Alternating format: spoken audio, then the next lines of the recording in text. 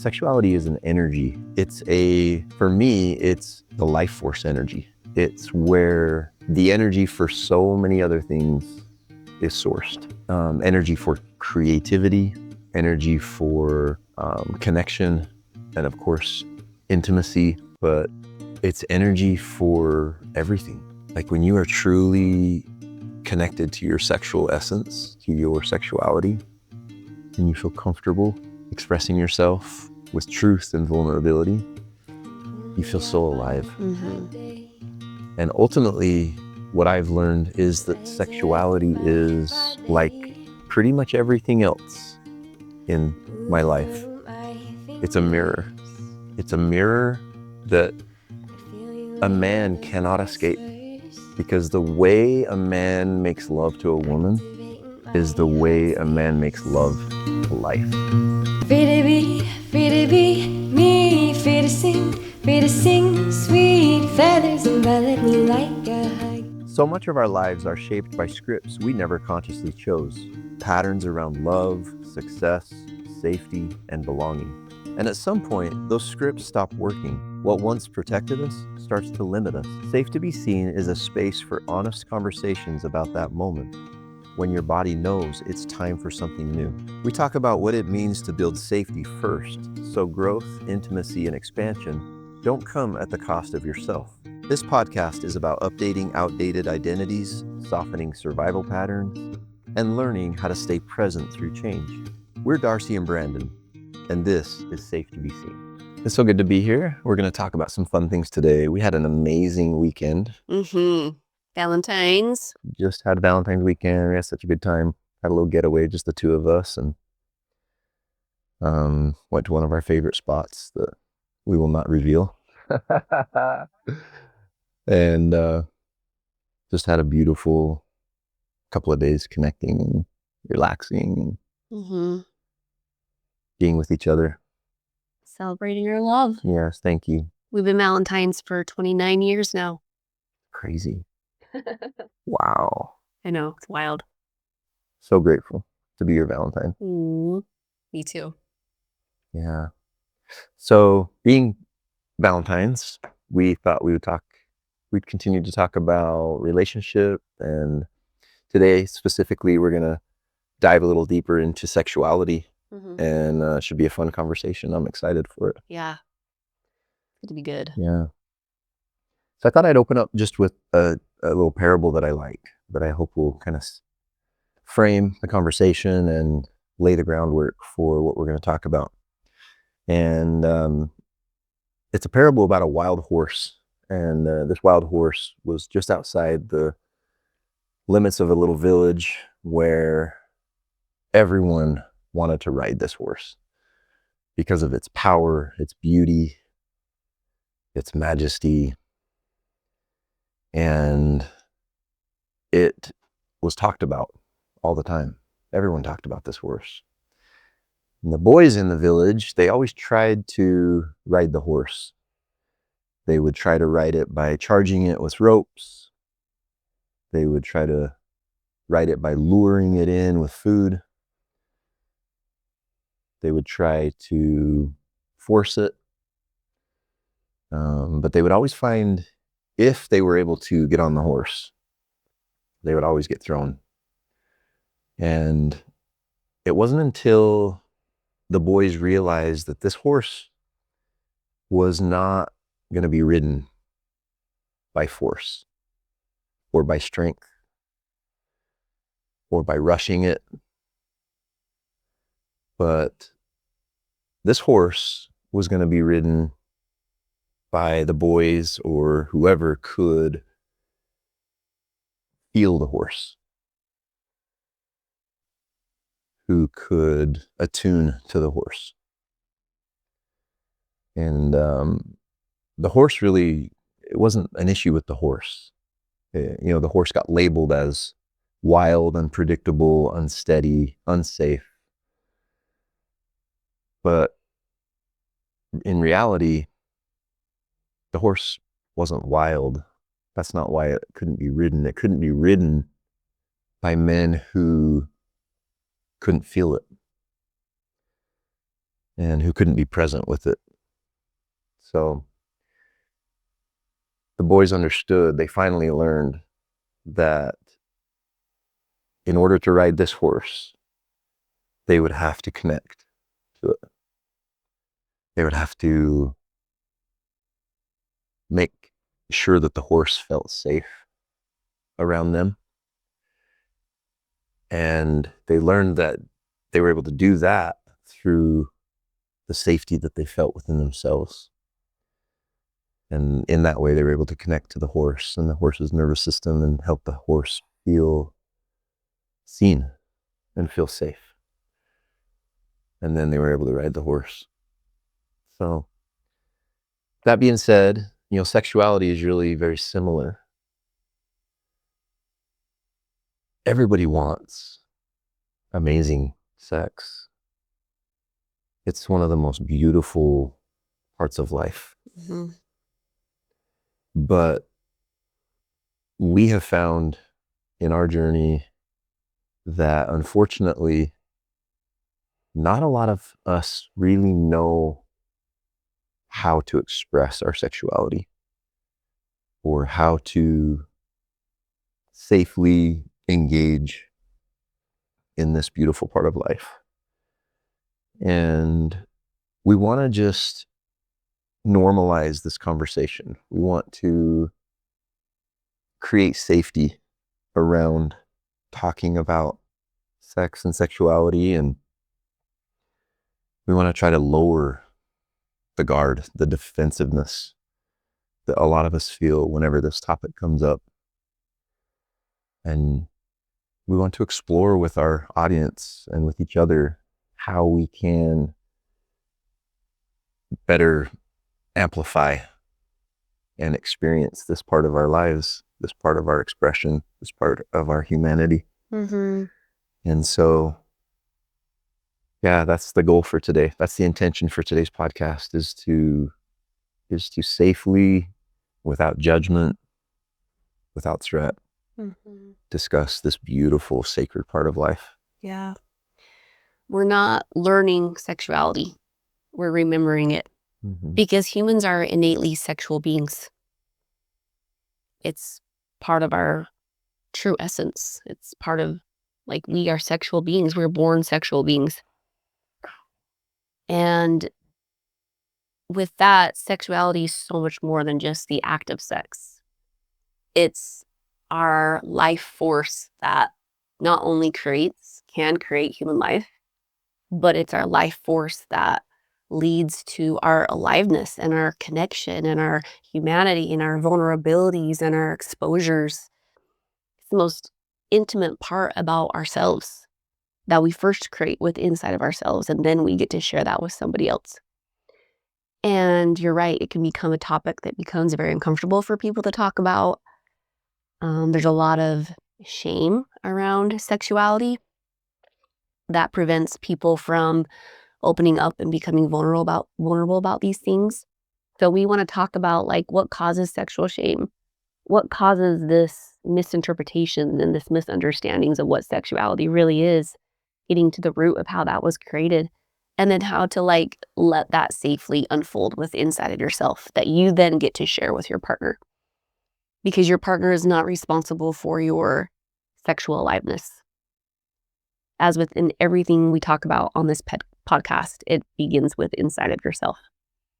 So I'm so excited to talk about these things that for a long time, neither of us really had language to navigate around it or felt fully safe to explore the expansion of our sexual intimacy together.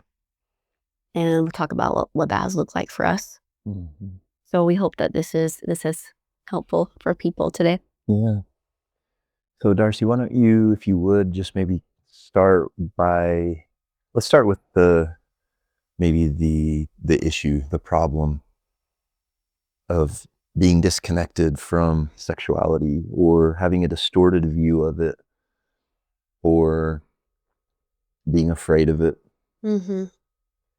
What would you say is one of the main things that you have found in your own life or you have seen in clients that you work with, or anything, anyone that would point toward why this happens, why this disconnection happens, why sexuality becomes so distorted, so misunderstood, so taboo?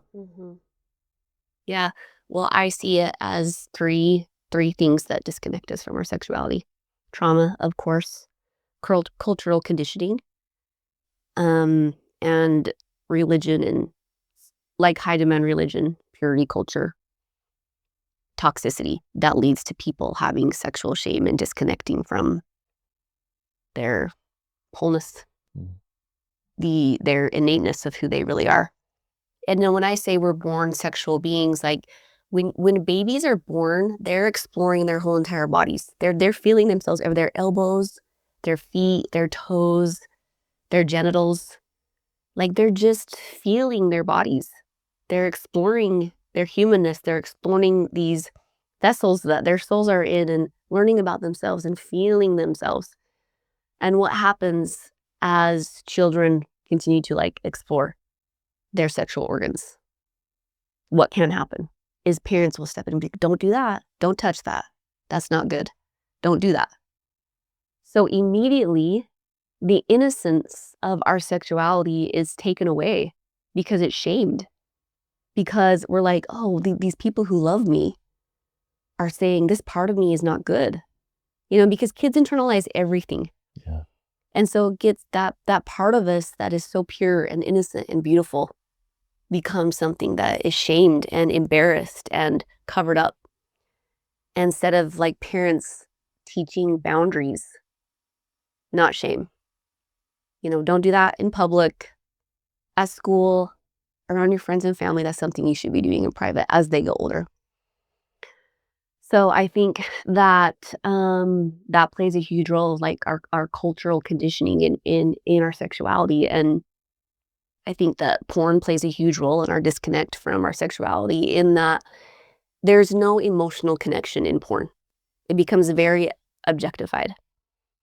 And when you participate in porn or you watch porn or even on the movies, like it just portrays an image of sexuality in a way that is not for everybody. And we become so programmed to like perform what we see through porn or through movies, thinking like that must be the way, like that must be it. And it's so much deeper than that, than just this performance. And you lose that contact with that emotional connection that is so powerful during sex. Yeah, I mean, I remember, I think I was in 4th or 5th grade, elementary school, when we were introduced to sex education where I grew up. And I remember we were shown a video. It was very scientific. It was really like the biological, chemical, physiological nuts and bolts of sex. And in fact, on this video, I'll never forget, we were shown from an internal view within a woman's vagina. A camera was up there and showed the delivery of the men's semen. And we were just like, what just happened? You just saw this like explosion of something. And it was just, this foundation was laid of like science, biology, chemistry, like the actual, the doing, like how it happens. But never was there talk of anything about emotions or emotional safety or attunement or presence or embodiment. Consent. consent. Maybe there's talk about that now. I don't know, but Yeah, it was so scientific. yeah. And I think there's a role for that. Yeah, for sure. Like, I know when we were teaching our kids about sex, that the science behind it was, like, really fascinating for some of them. And I think that's important, but yeah. I think then it's the parents' responsibility. I think it's solely the parents' responsibility to talk about sex with their kids in the first place, and I understand that maybe sometimes parents don't offer that to their kids, and so they get some exposure to it at school, but your parents should be the ones that are teaching you about sex beyond the science of it, just like those things that you described, that it is so much more than that. Yeah. I think that's where part of this cultural conditioning comes in, Mhm. is it being very, like, nuts and bolts, very mechanical, Mhm. very transactional, almost like reward based. Like, I need something from you. I have this biological, physiological urge. I need it to be satisfied. I need to take that from you to feel fulfilled, Mhm. you know? And just know, like you mentioned, performance. That's a huge one for men. Mhm. You know, most men, if not all, are exposed to pornography. And you referenced pornography and how that's where, like, I think a lot of men get the idea that sex is so performative. Mhm. It's like, oh, you got to do it this way, you know? You got to use this technique or this method, or Mhm. and it's just that's not at all what it is. Yeah, performance is trauma. Performance is you showing up in a way that is disconnecting from your authentic self. And this isn't to bring shame to anyone who has we've all been there at different phases of our lives. Yeah. We just hope that this offers, like, more clarification and also a path back to, like, your most authentic expressive sexual self. But yeah, performance is a trauma response. Yeah. So yeah, the cultural conditioning we receive from movies, from porn, from environments we are raised in, music. Yeah. And then, depending on if religion was a part of your home growing up, and if purity culture was something that was really pushed onto you, that can absolutely cause you to disconnect from your sexuality and from your sexual essence. And I don't like using the word masturbation, because to me that feels like defilement. I actually think that's what masturbation means, but I'm not exactly sure. But rather like sexual exploration of yourself, which is completely normal and encouraged for you to be able to become really familiar with yourself and your parts and how things feel, because you cannot bring into your marriage what you don't already have, or your relationships what you don't already have with inside of yourself first. And so teaching that, like, it's hard to, like, for me, I felt like I didn't really put sex and spirituality and holiness in the same container, which they absolutely are. Like, experiencing sexuality within yourself and with your partner I think should be one of the most deepest spiritual practices of your life. And I didn't really put that in the same container. So I think that absolutely plays a role. Yeah. Yeah, I think for me, religion, again, from a very young age, just kind of laid this framework, this foundation of creating a feeling of, like, off limits, bad, Mhm. sinful, which, if when you look at your sexuality through a lens like that, Mhm. inevitably you will disconnect from it, because the resulting emotion with all of that is shame. And when you feel shame toward one of the most beautiful parts of yourself, it's really, really unhealthy. Mm-hmm. Um, Well, it creates a shadow. yeah, And that shadow, when not integrated, is going to come out in be expressed in unhealthy ways. hmm And you see that with maybe boys or girls who maybe were shamed for masturbating. Well, that sexual energy that they are experiencing doesn't just go away. Like energy doesn't just go away. It expands. It finds somewhere to go. hmm And if it's suppressed or shamed, it's going to form a shadow. And maybe that's going to come out in addiction to pornography or hypersexuality without any emotional connection. It's going to come out in some way. yeah, So being able to express it in a safe way, I think, is the most important thing that you can help with yourself and also in raising your kids and helping them learn to express it in a safe way yeah. Very well said. and contained way.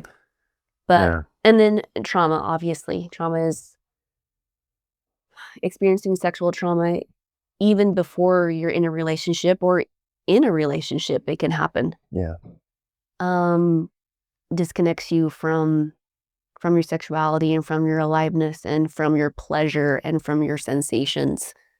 And again, it's brilliant of your nervous system to do this. It's protecting you, but what once protected you is now inhibiting you from your fullest expression and experience of life. And trauma, that can come out like in a fawn state. It can come out in overgiving and over pleasing. Trying to make sure your all your partner's needs are met without voicing your own, just wanting to make sure their needs are met. In a freeze state, it's going to come out as numbness. You're not going to be able to feel anything. In a fight state, it might come out as like performance, anxiety around it, forcing it to be a certain way. aggression, strength, Mhm. power, Yep. yeah, control. Control. And in a flight state, it's going to come out as avoidance. So, yeah, it's really important to name what was happening inside of your nervous system when you experience sexual trauma and how that is going to carry over into your relationships um and how to be able to heal that so that because what happens a lot in sexual trauma is that you overcouple that experience with, like, let's say if you experience sexual abuse from a man, that overcoupling might look like all men are bad, or all sex is bad, or all women are bad.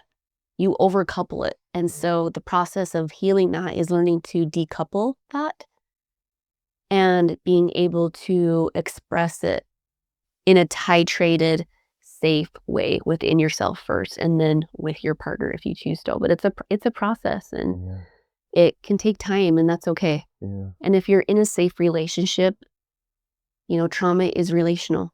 And that's why our deepest wounds are often exposed in sexual relationships, yeah. because trauma is relational and it's going to reveal parts of ourselves that are still needing reconnection with our authenticity and our humanity. hmm And you referenced sexual trauma, which is great. We might categorize that as like big T trauma, like something terrible that happened to you Mm-hmm.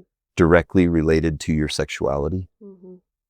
abuse, molestation, rape, whatever the horrendous pain could be that you experience directly related to your sexuality. Obviously, there are going to be repercussions that are going to be very, very hurtful and cause a lot of suffering and disconnection Mm-hmm. and lack of fulfillment in this arena of sexuality. But also, Darcy, I want to talk about what sometimes is referred to as small T trauma, which is not so much what happened to you, but what happened inside of you from something that you experienced. And an example that I might give, particularly in what I'm most familiar with in being a man, is the mother wound. Because what happens in a boy when a mother wound is present, is created, um, is he then develops a distorted view of the feminine. And oftentimes, until that wound is fully accepted, seen, felt, and healed, that boy who eventually becomes a man is stuck in that boyhood, is stuck in perpetual adolescence, is stuck emotionally.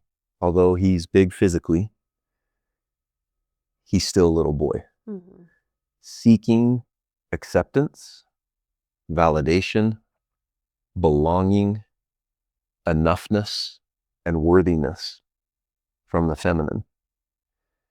And if that man, now grown, has not addressed this wound, this distorted view of the feminine and his own sexuality and the sexuality of women, he will go through life using sex. Sex really will be nothing more than a drug to that man. An act, a performance, a doing that he is using to fill a void within him, to feel better, if only for a moment.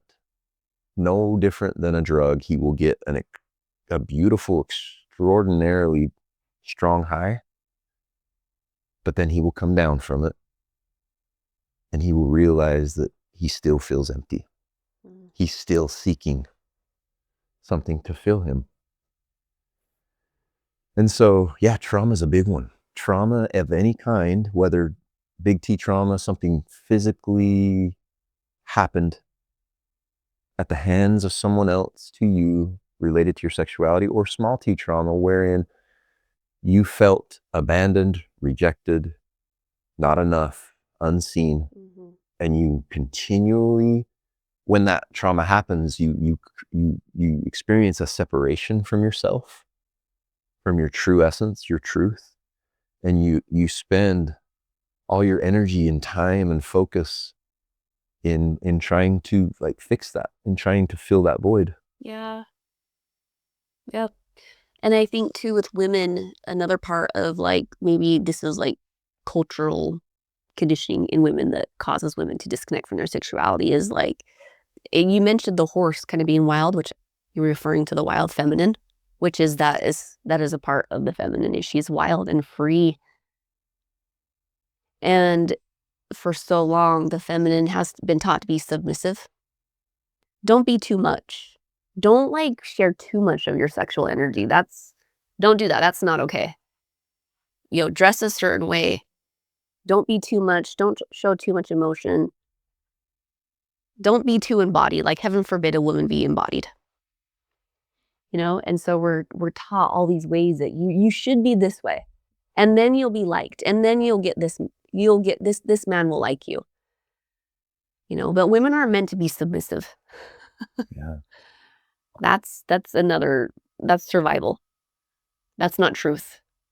Well, one of the most beautiful things that I've learned is that the beauty of a woman is not really in the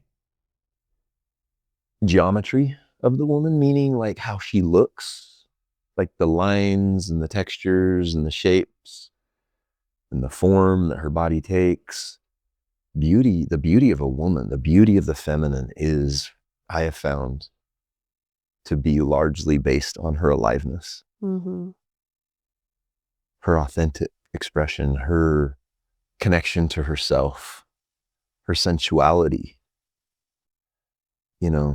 It's an energy that you feel that actually is emanating from the feminine when she is in that state of connection to herself, and when she knows who she is.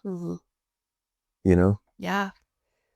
I mean, sexuality is all about embodiment and presence and aliveness with inside of yourself first. And you know what it feels like to be around somebody so fully embodied? They're magnetic. Yeah. You can't help but look at them, and you can't help but want to be around them. There's something so free about that people are just naturally drawn to. But the true feminine essence has been so shut down and silenced and covered up because the masculine has feared it. It hasn't been, I guess, hasn't been taught how to be with the feminine in that way. She's too powerful, so let's just shut her down. Mhm. When really, when she's allowed to be so fully expressive and feels so safe to do that, she will bring everything to the container that the masculine actually wants and desires. Yeah. It's just overcoming a lot of internal fears, developing a lot of internal safety within inside of yourself, and letting people express their true natures. Yeah. Beautiful. I love it. Well, let's talk about, so we've talked about some of the things that can cause disconnection from your sexuality, can create this problem that's present for most people, I think. Mm-hmm. And now let's talk about like what is sexuality exactly? And for me, Darcy, sexuality is, you mentioned it, some of it that I wanted to touch on, but sexuality is an energy.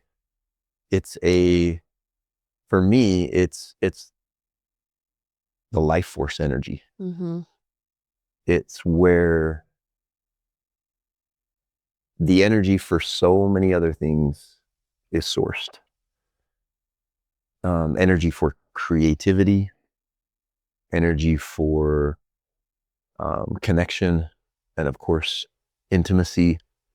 But it's energy for everything. Like when you are truly connected to your sexual essence, to your sexuality, then you feel comfortable expressing yourself with truth and vulnerability. You feel so alive. Mm-hmm. And ultimately, what I've learned is that sexuality is like pretty much everything else in my life. It's a mirror. It's a mirror that a man cannot escape. Because the way a man makes love to a woman is the way a man makes love to life. And what I mean by that is if a man, when making love to a woman, is rushing it, he will rush life. If he's forcing it, controlling it, trying to dominate it, same thing. He will live his life the same way. But if a man is connected to himself and is able to be present and is able to attune to his partner, he will live his life that way. And it's a beautiful space. It's a beautiful container that just, there's no escape. If you really want to know yourself, if you really want to know where you're at in regards to connection to self, connection to purpose, connection to life, how alive are you? Look no further than your relationship to your sexuality. Mm-hmm. Yeah, you said that so well. Sexual energy is creation energy. Mm-hmm. It is, like you said, life force energy, where we experience creation and play and movement and authenticity and emotional capacity and vulnerability, exposure, all those things we've talked about earlier. And I love how you said that, like, our sexuality is a mirror to deeper truths about ourselves, where we are not free, Yeah. where we're not able to fully be ourselves, be seen in our wholeness. And sexuality really is a lot about feeling safe to be fully seen. Oh, yeah. And hopefully your relationship with your partner can be a safe container for you to be able to expand in that sexual energy. Energy is always wanting to expand. And I think what happens sometimes with couples who in long-term relationships, they get to a point in their marriage where it just becomes really like familiar and repetitive and mechanical and just let's just stick with what's been working. You know, a lot of that like initial um the excitement and the energy toward being with somebody new kind of maybe sometimes fades away a little bit, and then it can feel stagnant, unalive. And maybe at some point some couples are thinking, well, I guess we're just not compatible anymore, or I guess this isn't working for us anymore. Are we really meant to be together? They start questioning, when really no, you're just being offering an invitation to deeper connection with each other if you allow it, if you both feel safe with inside of yourselves and safe with each other to be able to communicate and to be able to explore how does our sexual energy within ourselves and with each other, how does this want to expand? We're being invited to expand right now. Yeah. And that's where relationship becomes so much more about devotion, because there really is nothing sexier than a person who is so deeply devoted to their partner that they're willing to walk through the fire of expansion and stay committed to the dynamic of that relationship. Mm. Yeah. Yeah, I mean, performance, that's, again, if you're, speaking vulnerably, like, sexuality for me was for so long, like, so performative Mhm. and so, like, transactional. Like, I need this from you. I'm gonna give this to you, instead of learning how to create safety within myself, which allowed for connection to myself, which allowed for me to be able to be vulnerable and allow truth and authenticity to be present, like to be present with what is, instead of like following some recipe, following some like script, or, like you said, some way that it becomes familiar. And so that's what you do. Yeah, and I think that's where a lot of sorry, to interrupt No, you. go ahead. I think that's where a lot of sexual shame comes in for people, because they think, wait, I'm seeing sex being done this way on the movies or in porn, or my friends are talking about their experience with their sexual partners, and mine's not like that. Instead of allowing like a container with inside your relationship to explore, what is sexuality for you and your partner? What does that feel like to you guys?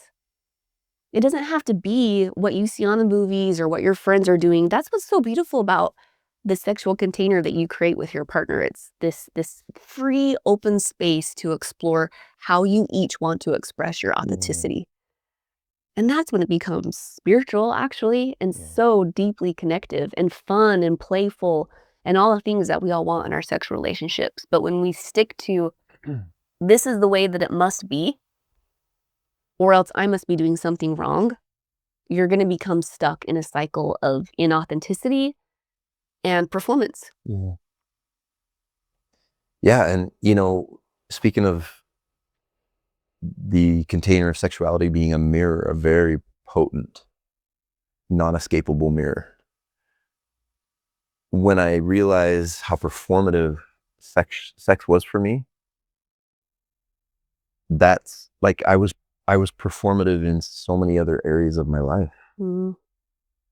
wherein I was trying to be enough. I was trying to satisfy, please, make happy other people, or be viewed as, worthy, validated, and all of that leaks into your sexuality Mm-hmm.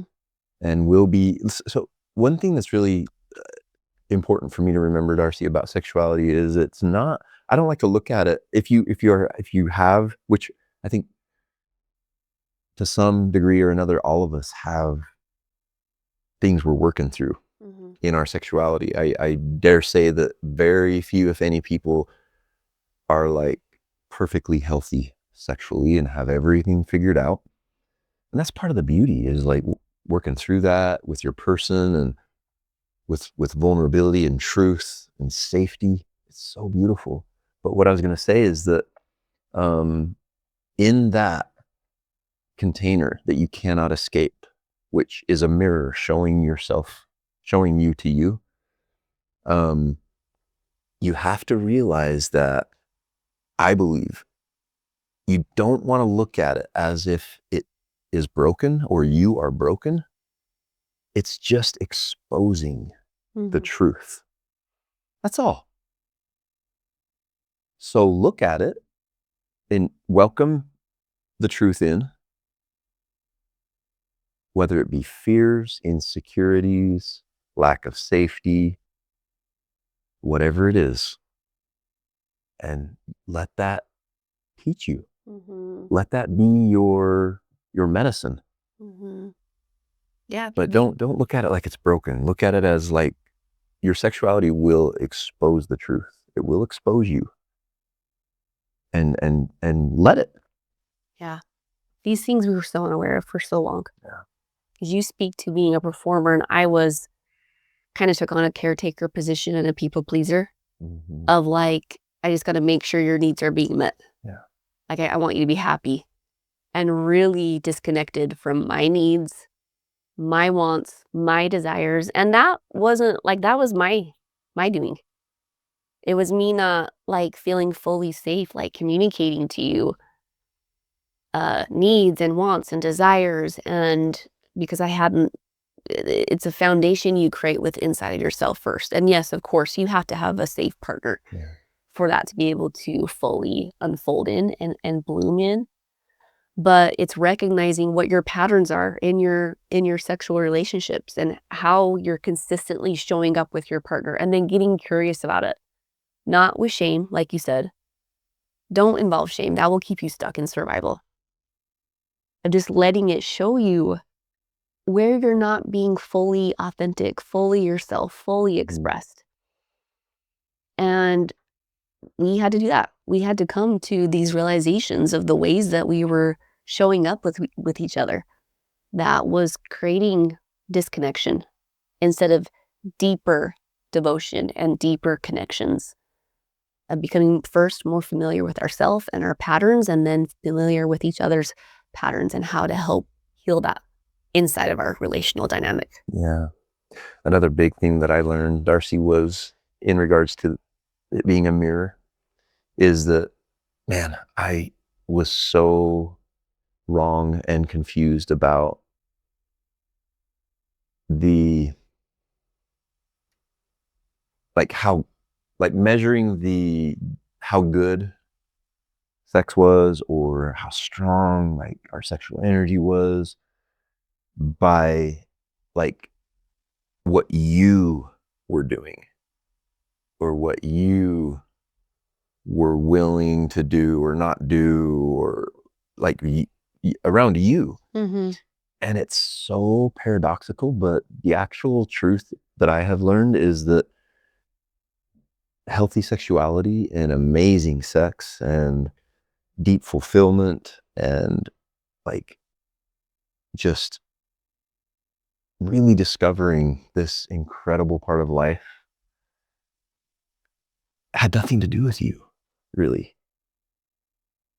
It had to do with me and what my beliefs were about myself, what my beliefs were toward the feminine. You know, this is all kind of going back into some of the things we already mentioned, but like my own wounding, my own disconnection from myself, from my body, my own ability to be present or not, to attune to you or not, to attune to myself or not. You know, it almost shifted in a way to become,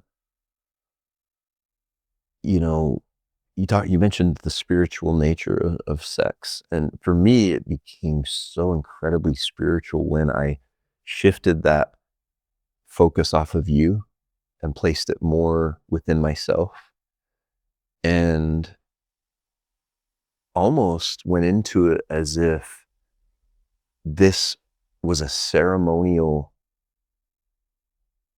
lovemaking to me. And in that being so present and connected to me and attuned to me, and that it then allowed me to attune to you and to be present with you and to get out of this like recipe following transactional performative thing, and for it to become this like spiritual ceremony. So well said. You know? Yeah, I love how you mentioned it as a ritual ceremony.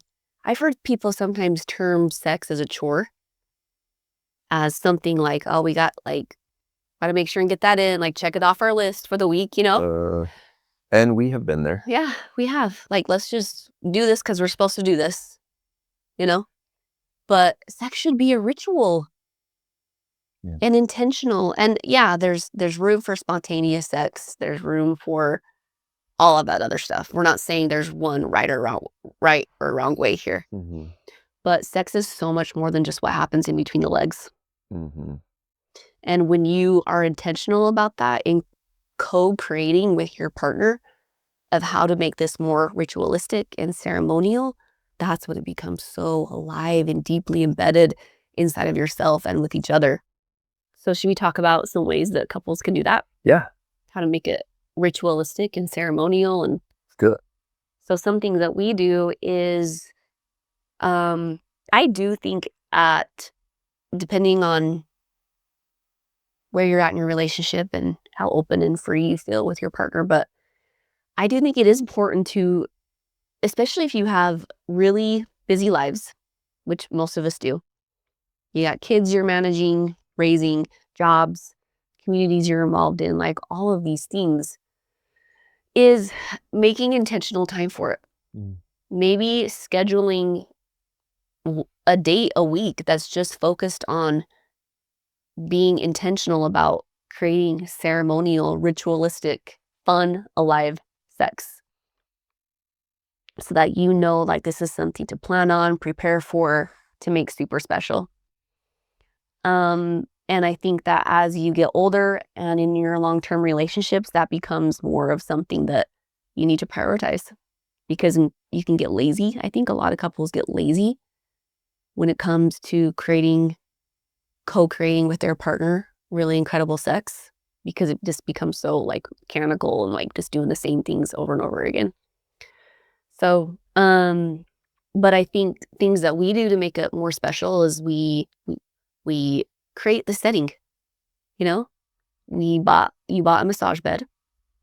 Thank you so much. That was like the best gift ever. And we love giving each other massages. Yeah. Because so much of your sexual connection in the bedroom or wherever is created actually outside of that. And the deeper connected you feel outside of that, the more you're going to feel connected during sex. And that comes from emotional availability. For me, like, having intellectual conversations with you is such a turn on, that we can just talk for hours about these things that we're interested in and like just dive so deeply into each other. That's such a turn on for me, to be able to have like long conversations with you and to feel fully seen by you and appreciated by you. But yeah, I think creating a setting, lighting candles, playing music. You know, when you talk about sensuality, what is sensuality? Well, senses. It's being so deeply in your senses. Your sight, your sound, your smell, your touch. You know, sensual people are really connected to those things.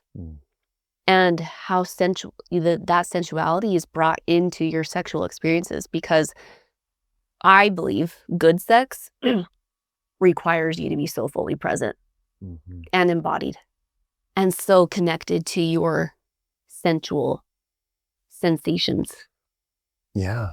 And experiences first with inside of yourself. That is going to lead to such deeper, sensational, full body, orgasmic experiences while you are having sex.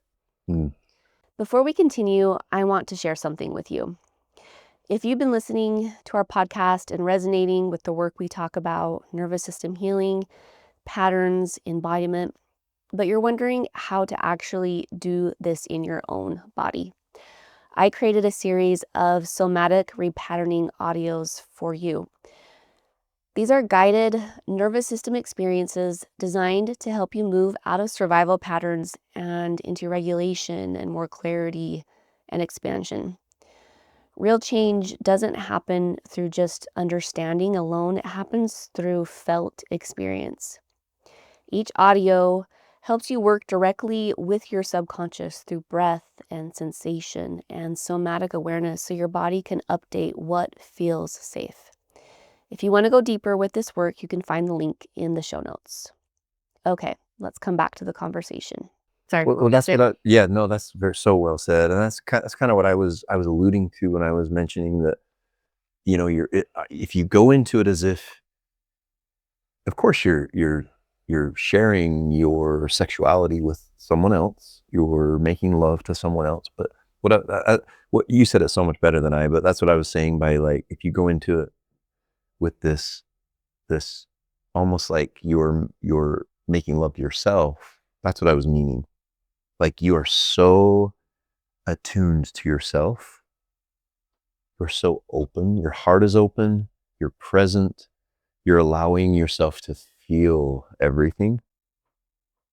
Well, then, like, it just amplifies the whole experience. Mm-hmm. I remember being so stuck in this place of, like, it was just so mechanical. Yeah. That's the best way I can explain it. It was Mhm. so transactional, mechanical.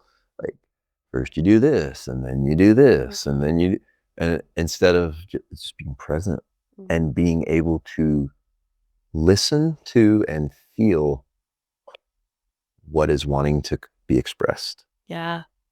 And that's just a beautiful place to be in. That's so freeing. It's so alive. Mm-hmm. But I think, Darcy, what I wanted to speak to along those lines is, for me,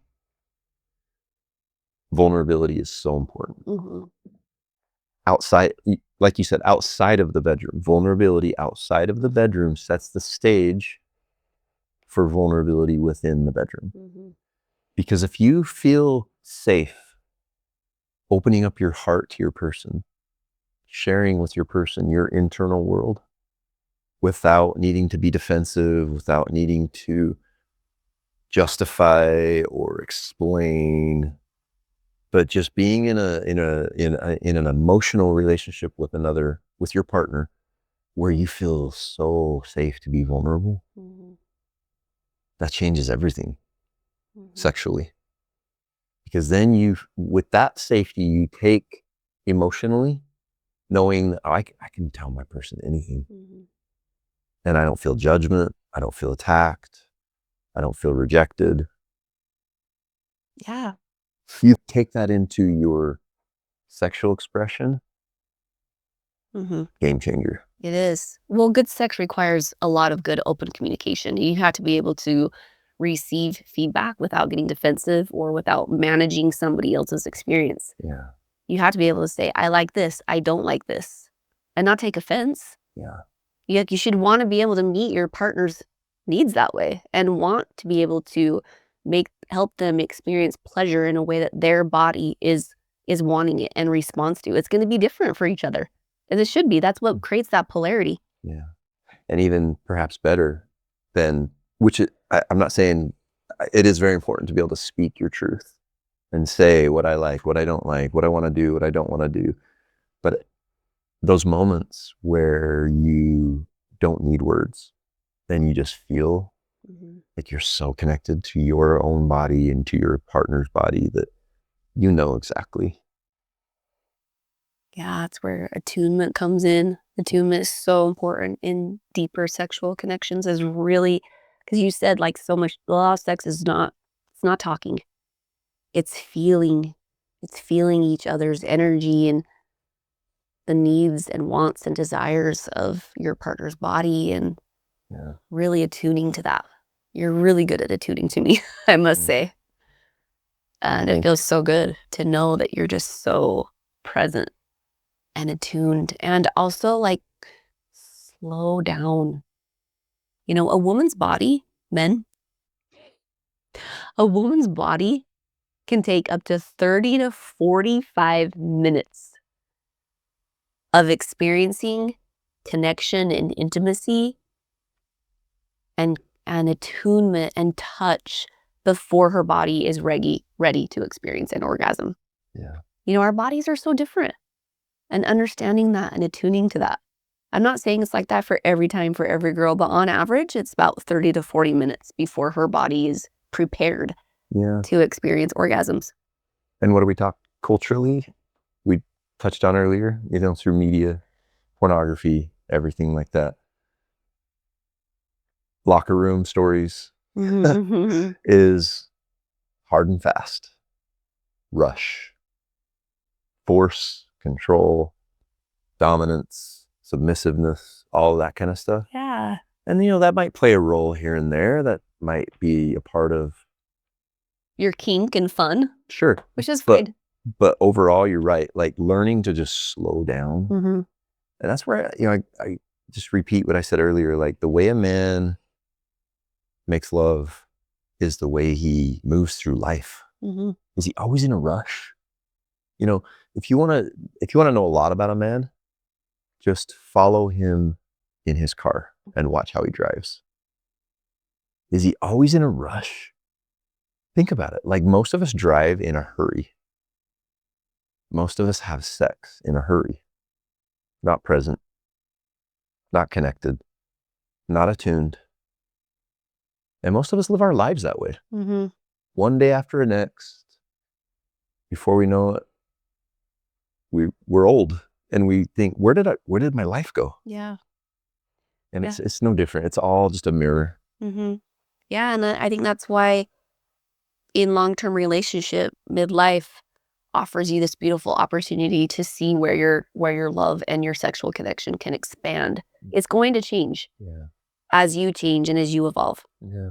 So these things that we're offering are a way for you, if you're in a long-term relationship, to find more fulfillment and expansion and aliveness inside of your relationship as you stay committed to those long-term relationships, which is actually like where so much devotion and beauty and truth is found, is staying inside of that space. And if it's a healthy relationship.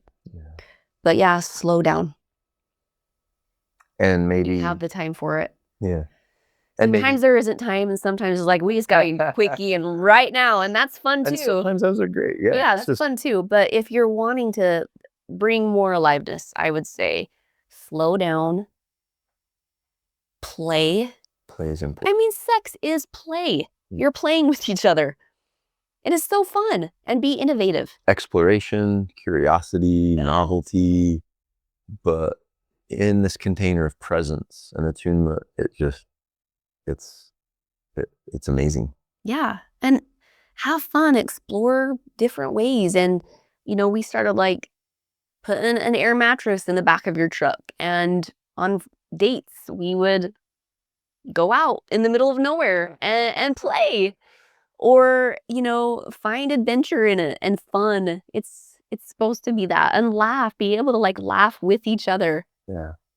And just, you know, there's just so much beauty to be able to be so fully witnessed in your wholeness by your person, where you can just be so fully yourself and alive and free and be witnessed in that. And then witness your partner in their wholeness. That's what everybody longs for. Yeah. But our authenticity, our belief that we're broken, that there's something wrong with us, takes over. And so then we become performative and we live our lives based upon survival and not truth. Yeah. What you just said, Darcy, reminds me that I didn't know for all many, many years either that good sex, like healthy sexuality and healthy sexual expression, is really healing. You know? Yeah. Like, you remember that song, When I Get That Feeling, I Want Sexual Healing? Yeah. That's what he was talking about. Like, wow, we've experienced a lot of healing through this work of like deepening our sexual expression, making it more alive, more authentic, more true to ourselves, less mechanical, less performative. Yeah. There's been a lot of healing that's accompanied that. Yeah, absolutely. Feeling safe to receive. I mean, sex is about feeling safe to receive. Yeah. And a lot of women have a hard time with that because we've been taught to give, Yeah. to make sure you're taken care of. Your needs are more important than mine.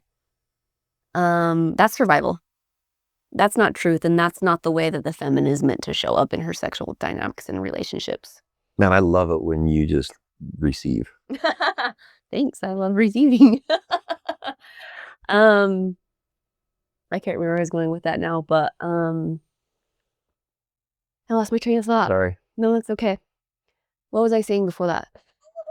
You were just talking about being safe to receive and Yeah, safe to be seen. safe to be seen. Yeah.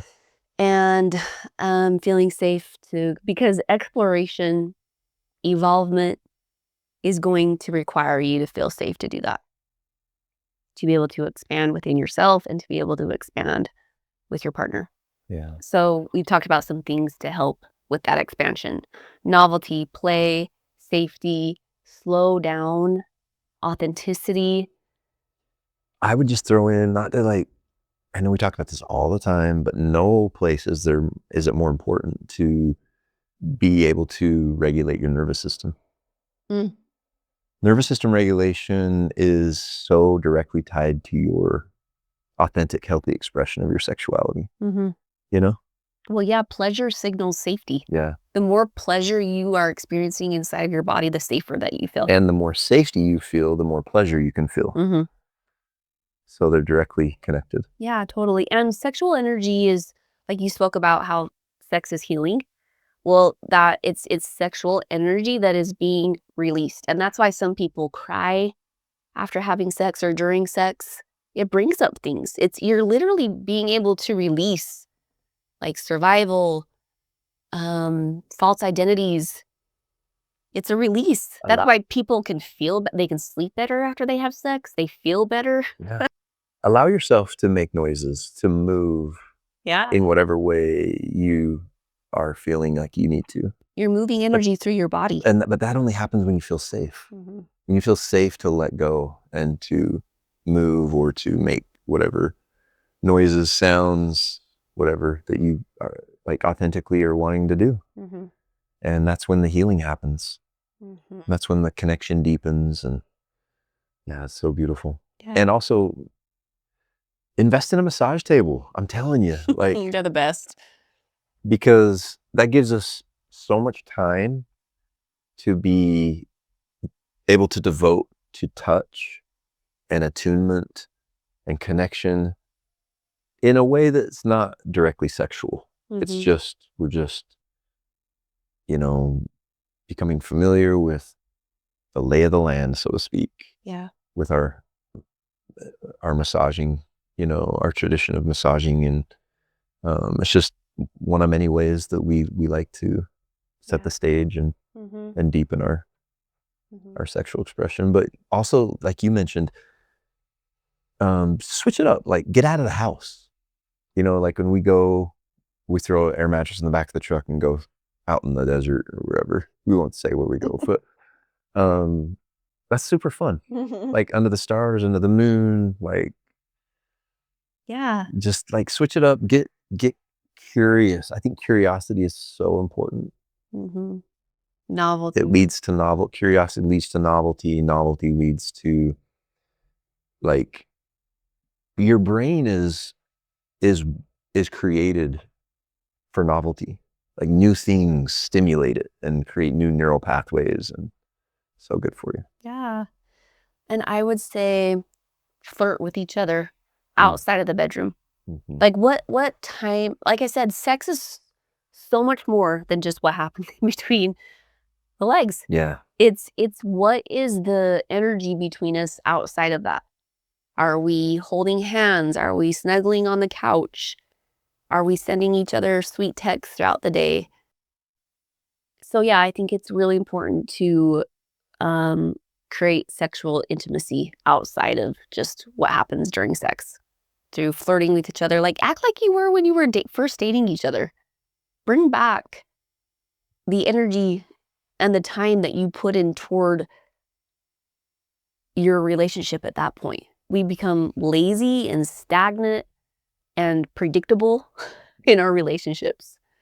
And if you want it to continue to like really thrive and really feel alive, you have to add fuel to that fire. Otherwise, it just becomes stagnant. Yeah, I agree. And I think going back to, for me, it became becoming aware that where most of my focus was on you in that regard, like, what is she doing? Is she flirting with me? Is she holding my hand? Is she giving me a kiss? Is she, you know, is she the one initiating sex? Yeah. It's exhausting. Yeah, there's so much energy put toward that. And it's just survival protective energy of needing to be validated, needing to be desired, needing to be wanted, needing to be enough. You know, I was a little boy inside this big body. And I think that really made it hard to allow for you to feel like you're saying, outside of the bedroom. It doesn't matter how fit I am or how, you know, good my hair looks, or like, it doesn't matter. Yeah, but it helps. I really love your body. Well, thanks.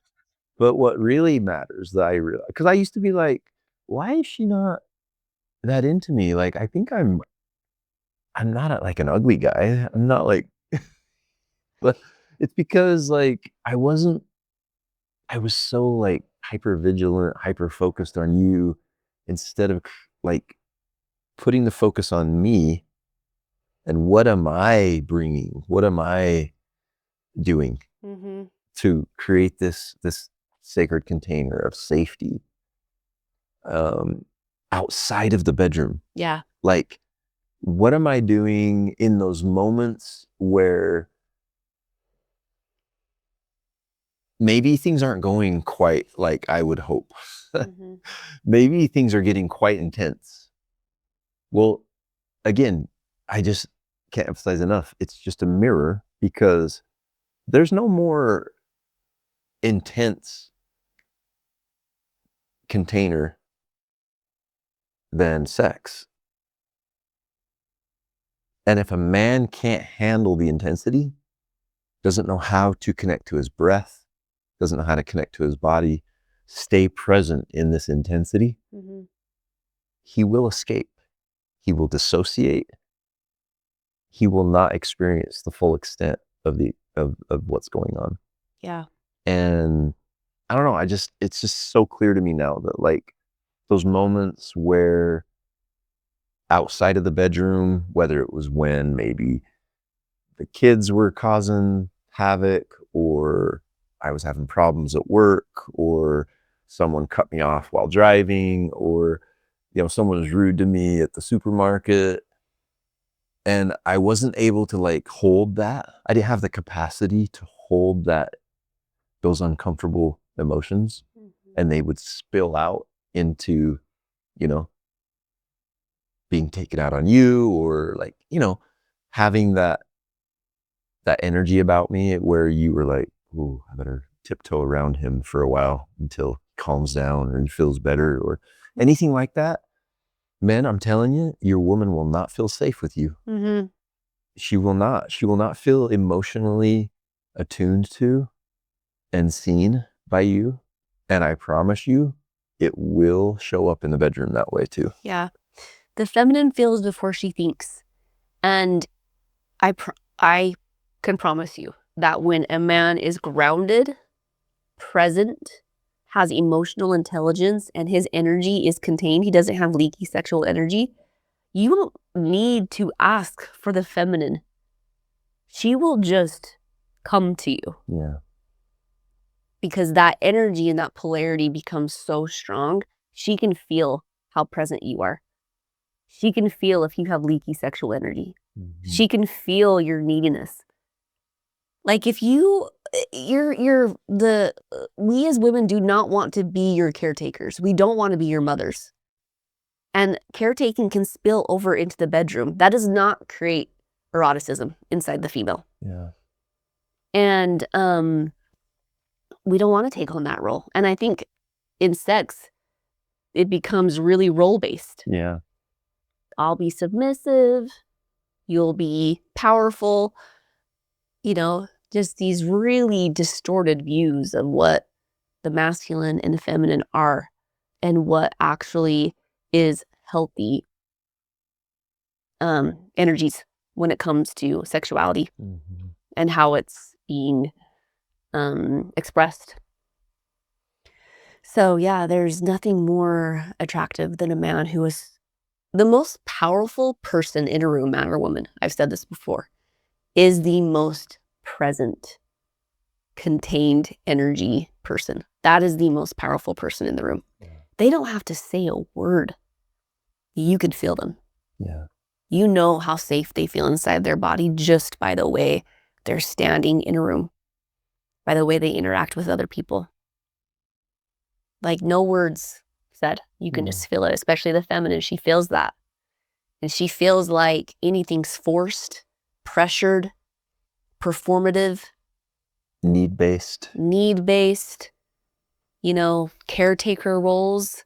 She's not going to be her full aliveness that you want her to be. It's like we want these things from each other so bad, but we're not taught how to let that safely unfold, Yeah. Like we need more courses. We just talked about this, which you're going to be offering here soon. More courses given to boys and girls growing up on what is healthy femininity and what is healthy masculinity. Because those energies have been so distorted over time. And we see a lot of shadows coming out in that way. Unhealthy expression of this truth and authenticity and innateness that we are sexual beings. So very well said. That's what I have to say about that. Forrest Gump reference. I love it.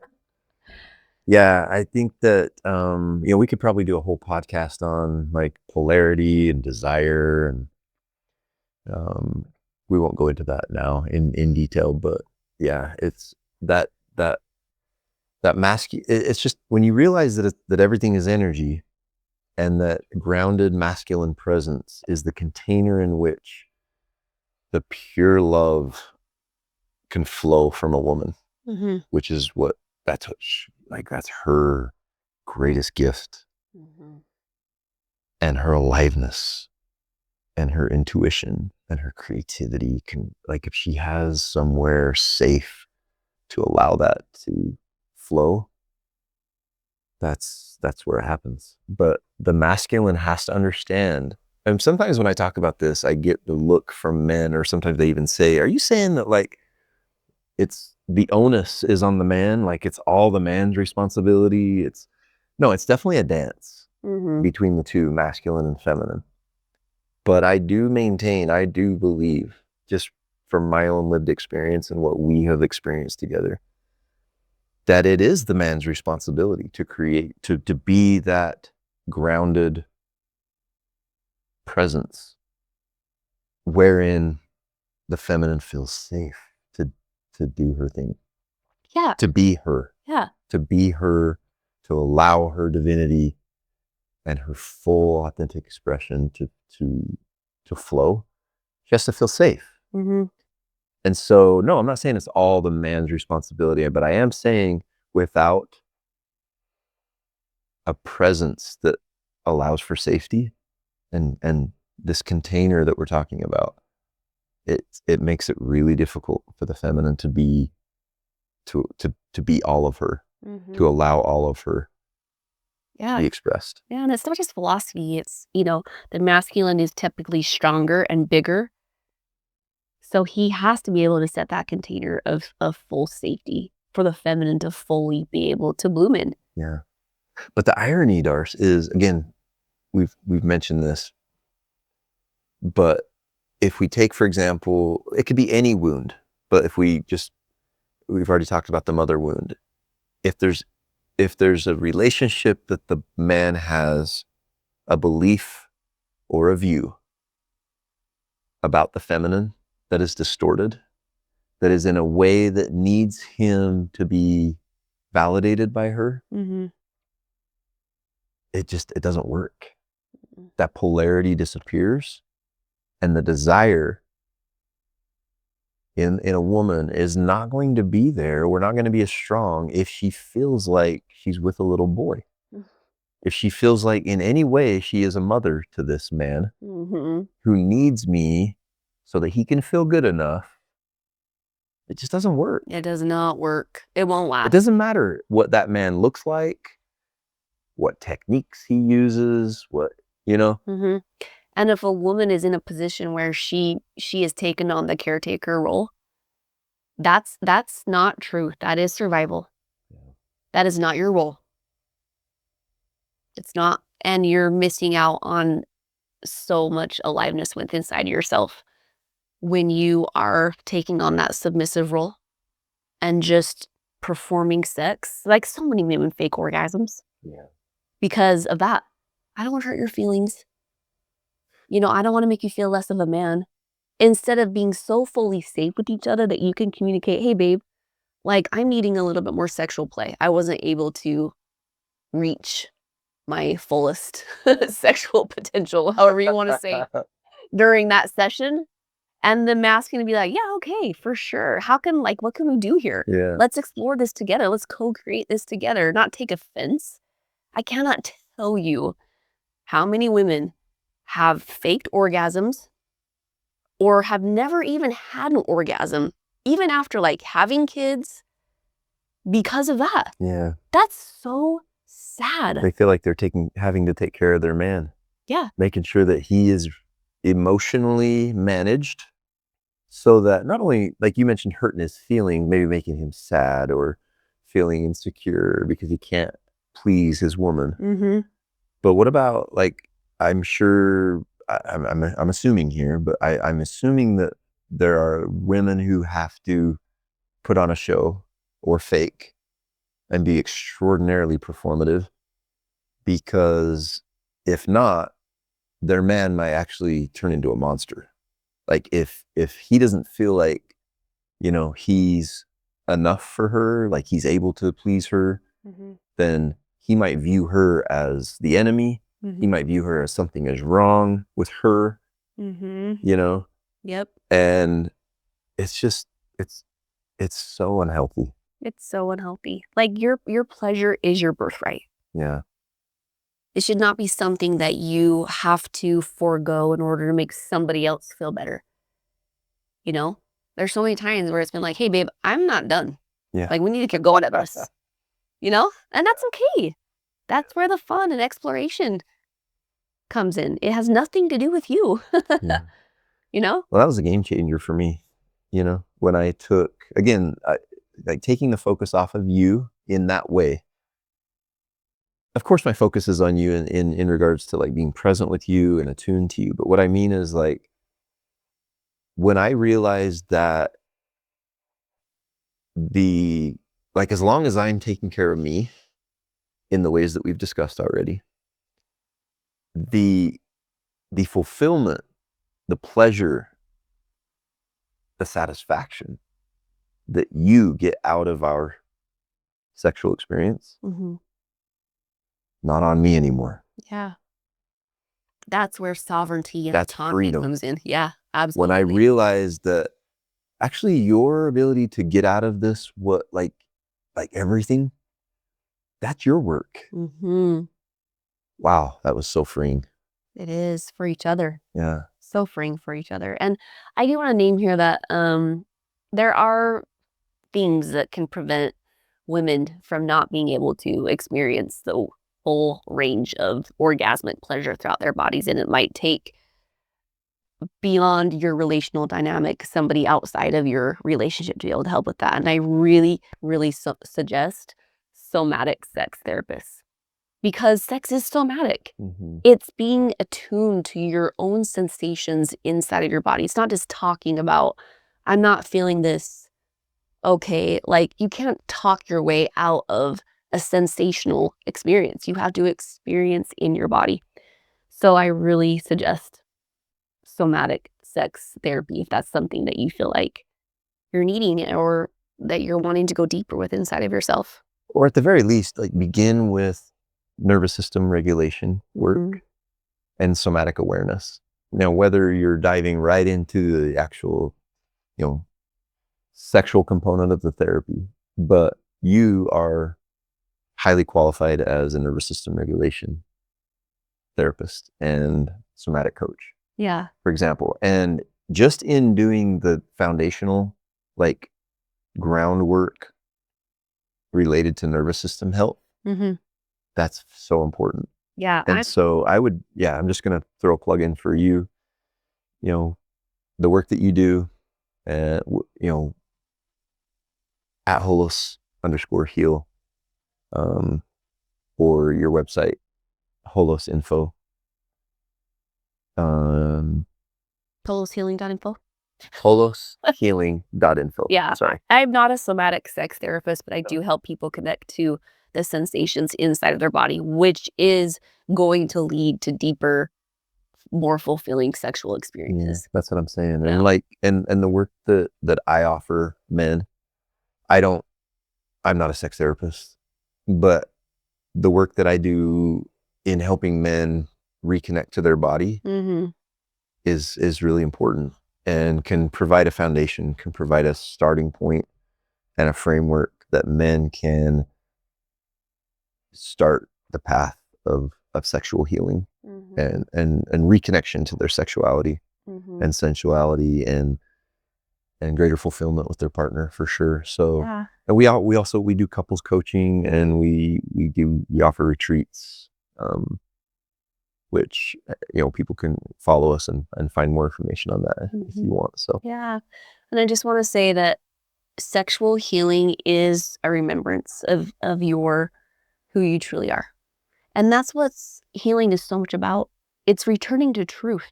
yeah, Truth that has been covered up, masked, suppressed. Healing is just reconnecting back to the truth of who you are. And we are innate sexual beings. That's who we are. It shouldn't be shamed. It shouldn't be something that's frowned upon. It shouldn't be something that's hid. It's your life force energy. It's your creation energy that there's so much abundance and aliveness in that. And being able to create that first with inside of yourself and then be able to share it with your person, that's the best part of life. yeah, beautiful. Well, that was a fun topic. Yes, it was. Love. Go have sex now. Yep, let's do it. We've established the safety within the container. We're gonna. I think our producer, we just gave her red cheeks. Well, it's such a fun topic, and I'm so grateful that for our journey, that we have learned so much about ourselves, about each other, about this most incredible, beautiful part of life. And thank you for sharing and listening. I'm so grateful. My pleasure. I love you, babe. Love you too. Free to be me, free to sing, sweet feathers and let me like